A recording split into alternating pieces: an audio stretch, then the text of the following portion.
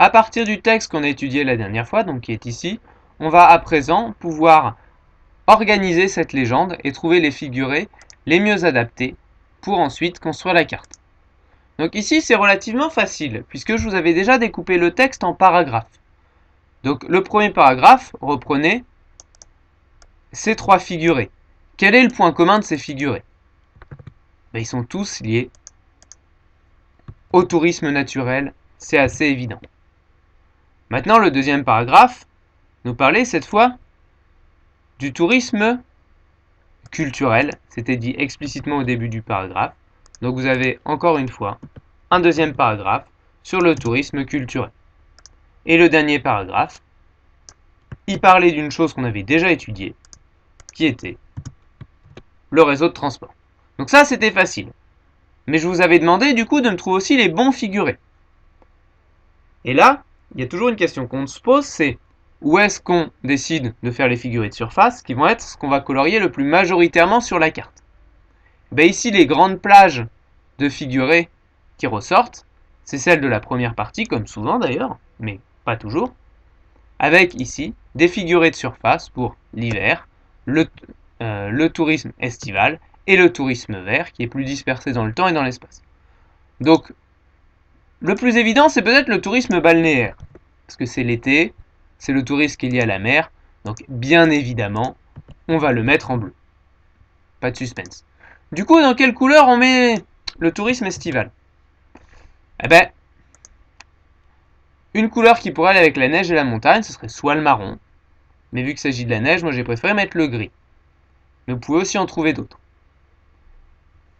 En alternative, si vous ne pouvez pas colorier, je vous ai mis des hachures.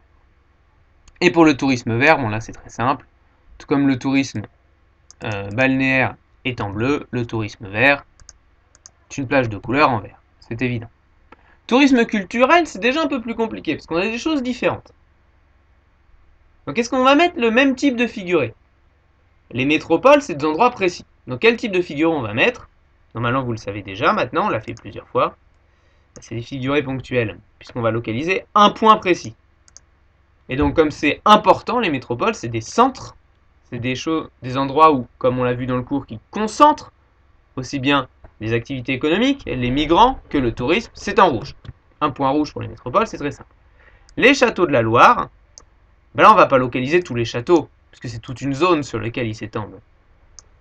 Donc, ce qu'on va localiser, c'est la zone. Mais comme on a déjà colorié les principales zones de tourisme naturel, ici on va essayer de le faire un peu différemment pour que ça se différencie sur la carte et on peut mettre des hachures.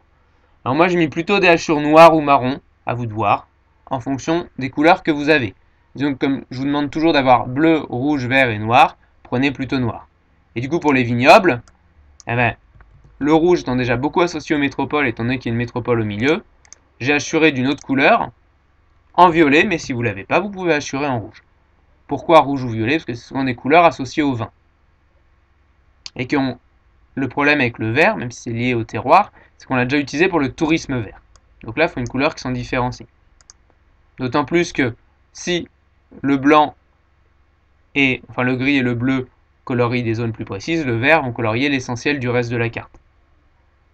Ensuite, les réseaux de transport, les aéroports. Alors là, il y a un code non inscrit, mais qui veut que les aéroports, on les cartographie presque tout le temps, alors soit avec un symbole d'avion, soit lorsqu'on cartographie ça à la main, comme c'est le cas ici, avec un triangle. C'est la norme, tout le monde fait comme ça, et l'avantage d'une norme, c'est qu'on est sûr de le reconnaître. On n'a pas à réfléchir, à revérifier, c'est tout le temps le même.